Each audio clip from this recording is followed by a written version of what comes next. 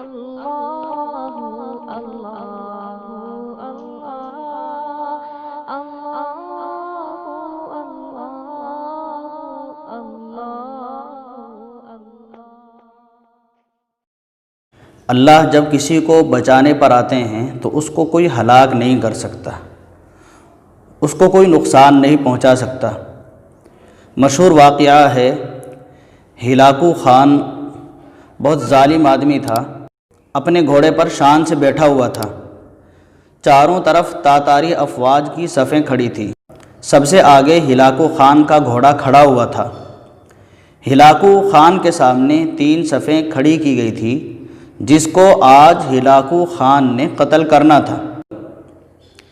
گرج کر Hulagu Khan نے کہا، ان سب کے سر قلم کر دو، اور جلاد نے لوگوں کے سر کاٹنے شروع کر دیے۔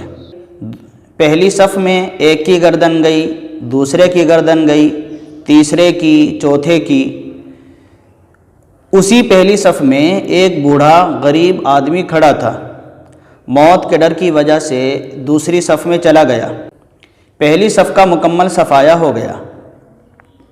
ہلاکو خان کی نظروں نے اس بوڑھے آدمی کو دیکھ لیا تھا کہ وہ موت کے خوف سے اپنی پہلی صف کو چھوڑ کر دوسری صف میں چلا گیا تھا۔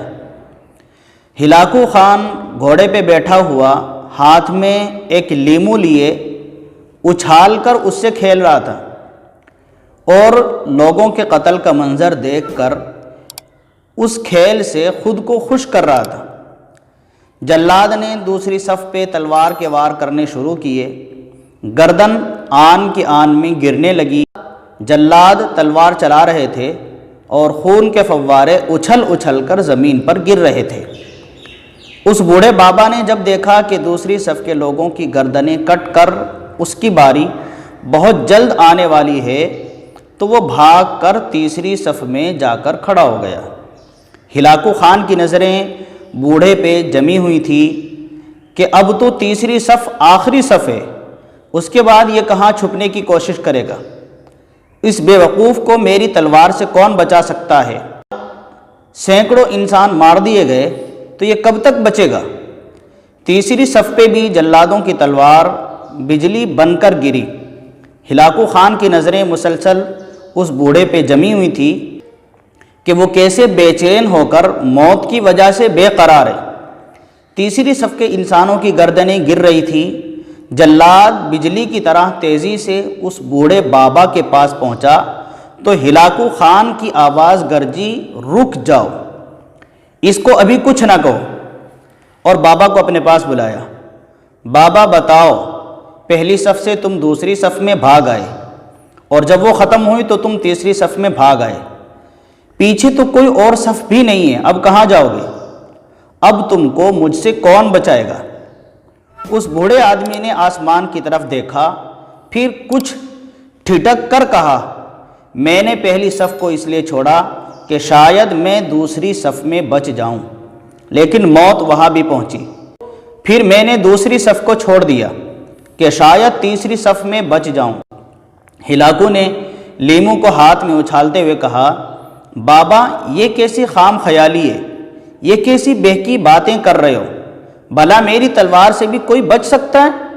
اس بوڑھے آدمی نے کہا، وہ اوپر والی ذات اگر چاہے تو ایک لمحے میں انقلاب آ سکتا ہے اور وہ مجھے بچا سکتا ہے۔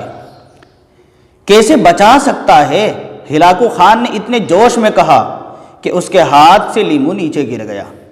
ہلاکو خان چابک دست، ہوشیار، جنگجو اور چالاک انسان تھا۔ ہلاکو خان نے گھوڑے کے اوپر بیٹھے ہوئے ہی گرے ہوئے لیمو کے لیے خود کو جھکایا تاکہ زمین پر گرنے سے پہلے وہ لیمو کو پکڑ لے۔ اس کوشش میں ہلاکو خان کا پاؤں گھوڑے کی رکاب سے نکل گیا اور وہ گھوڑے سے نیچے گر گیا۔ ہلاکو خان کا گھوڑا اتنا ڈر گیا کہ وہ بدک گیا۔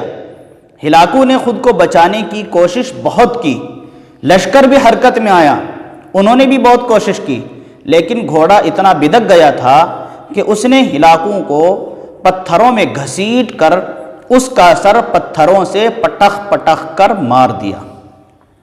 لشکر نے جب ہلاکو خان کا گھوڑا پکڑا تو اس وقت تک ہلاکو خان مر چکا تھا۔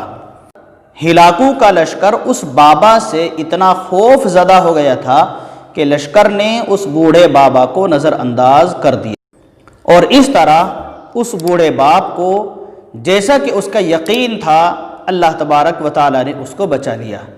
رسول اللہ صلی اللہ علیہ وسلم نے سچ فرمایا ہے، مظلوم کی آہ سے ڈرو، کیونکہ جب وہ آہ کرتا ہے تو قبولیت بہت دور سے اس کا استقبال کرنے کے لیے آتی ہے۔